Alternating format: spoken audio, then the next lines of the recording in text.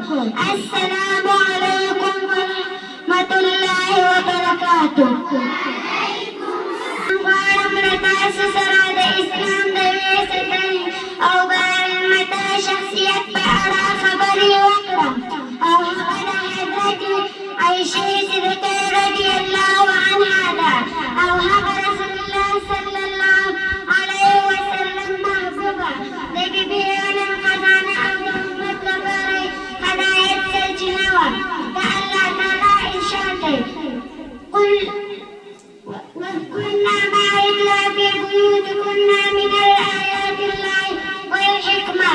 جبارا هذا سيئات تستهزئ قرنيك لألا ترى آياتنا وحكمة سلسلكيه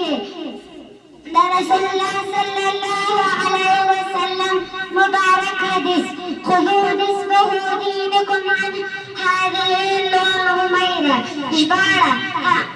الأخبار دين وبرخدا چیزی چه حضرت عائشہ صدیقہ رضی اللہ عنہا تخواخل گرانو خندو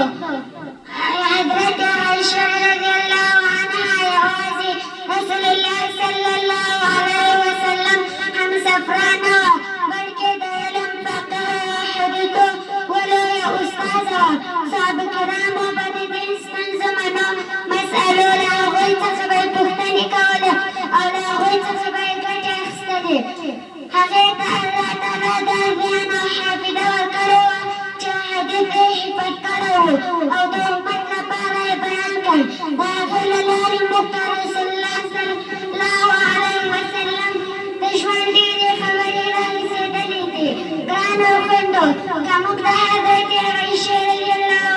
عنها ژوند ته وګورو نو پوهېږو چې و مسلمانانو چې دوی کولی شي هم عالمه وي هم معبده وي هم با اخلاقه وي هم د ټولنې لپاره د خیر سبب جوړي وګرځوي.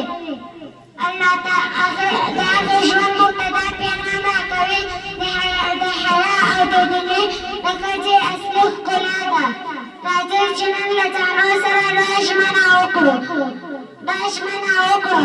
د علم هڅه به کوو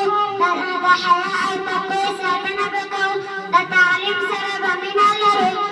د صالحو ښځو ژوند به متعلق د کور او د ټولنې لپاره به د خیر سبب جوړېږي. الله تعالی دې موږ ټولو ته ټولو خویندو ته د علم عمل او د تقوی توفیق راکړي او موږ د حضرت عایشہ رضی الله عنها ژوند په روان وګرځي. آخر دعوانا ان الحمد لله رب العالمين.